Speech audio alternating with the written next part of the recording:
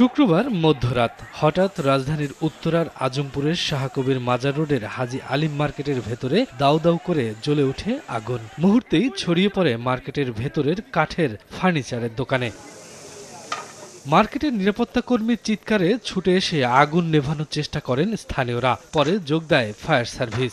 পৌনে 2টার দিকে আগুন নিয়ন্ত্রণে আসার আগেই 12টি দোকানের মধ্যে 2টি ফার্নিচারের দোকানে সব পুড়ে ছাই হয়ে যায়। সব ফার্নিচারের দোকান ছিল, তারপরে ফার্নিচারের যে ডিজাইন করে ওই মেশিন ছিল, কোক ফ্যাক্টরি ছিল, আপনার এই যে হার্ডবোর্ডের দোকান ছিল, ভিতরে কিছু নেই, সব পুড়ে শেষ হয়ে গেছে।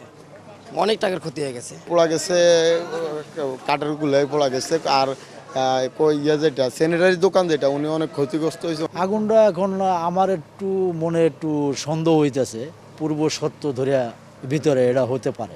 তাৎক্ষণিকভাবে আগুনের সূত্রপাত নিশ্চিত হতে পারেনি ফায়ার সার্ভিস।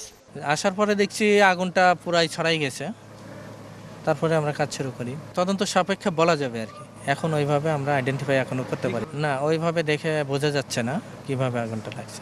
মার্কেটটিতে দোকান ছিল 15টি, এর মধ্যে 12টি কাঠের ফার্নিচারের কারখানা। শফিকুজ্জামান রুবেল, সময় সংবাদ, ঢাকা।